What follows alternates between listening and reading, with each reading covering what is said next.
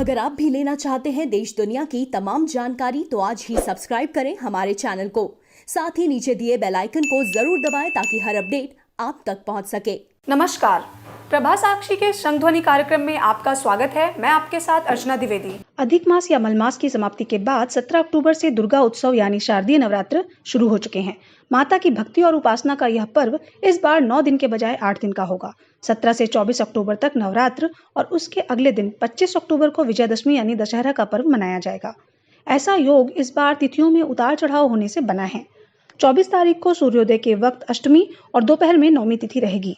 इसलिए धर्म सिंधु ग्रंथ के अनुसार अगले दिन शाम के समय यानी विजय मुहूर्त में दशमी तिथि होने से 25 अक्टूबर को दशहरा पर्व मनाना चाहिए। शास्त्रों में नवरात्र के अवसर पर कन्या पूजन या कन्या भोज को बहुत अधिक महत्वपूर्ण बताया गया है। नवरात्र में देवी माँ के सभी भक्त कन्याओं को माँ दुर्गा का दूसरा स्वरूप मानकर उनकी पूजा करते हैं। सनातन धर्म के लोगों में सदियों से ही कन्या पूजन और कन्या भोज कराने की परंपरा है। विशेषकर कलश स्थापना करने वालों और 9 दिन का व्रत रखने वाले लोगों के लिए कन्या भोज को बहुत ही महत्वपूर्ण माना जाता है। मान्यता है कि जो साधक अष्टमी या नवमी को कन्या भोज कराता है उसकी सभी मनोकामनाएं पूर्ण होती हैं।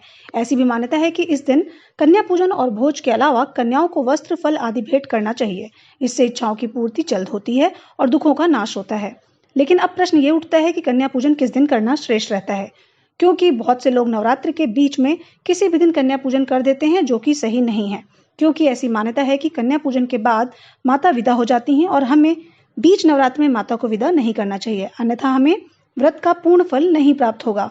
तो आइए जानते हैं किस दिन करें कन्या पूजन। कुछ लेखों के अनुसार भविष्य पुराण और देवी भागवत पुराण में कन्या पूजन का वर्णन किया गया है। इस वर्णन के अनुसार नवरात्रि का पर्व कन्या भोज के बिना अधूरा है। लोग कन्या पूजन नवरात्रि पर्व के किसी भी दिन या कभी भी कर सकते हैं, लेकिन पौराणिक कथाओं के अनुसार नवरात्रि के अंतिम 2 दिनों में यानी अष्टमी और नवमी को कन्या पूजन को श्रेष्ठ माना गया है। ज्योतिषाचार्यों के अनुसार कन्या पूजन के लिए 2 से 10 वर्ष की कन्याओं को बहुत ही शुभ माना गया है। कथाओं में कहा गया है कि कन्या भोज के लिए आदर्श संख्या 9 होती है। वैसे लोग अपनी श्रद्धा अनुसार कम और ज्यादा कन्याओं को भी भोजन करा सकते हैं। कन्या भोज के लिए 10 साल से कम उम्र की बालिकाओं को ही महत्वपूर्ण माना जाता है। प्रातःकाल स्नान करके प्रसाद में खीर, पूरी और हलवा आदि तैयार करना चाहिए। इसके बाद कन्याओं को बुलाकर शुद्ध जल से उनके पांव धोने चाहिए। कन्याओं के पांव धुलने के बाद उन्हें साफ आसन पर बिठाना चाहिए।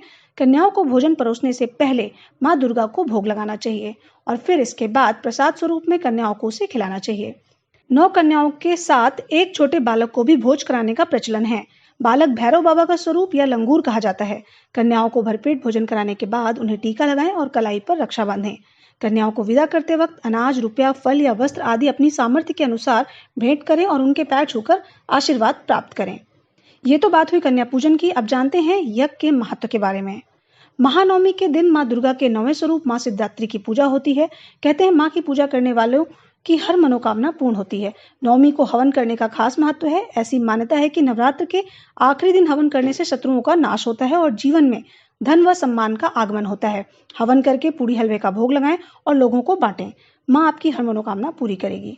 उम्मीद है आपको जानकारी पसंद आई होगी। अगले सप्ताह फिर से मुलाकात होगी। तब तक के लिए धन्यवाद।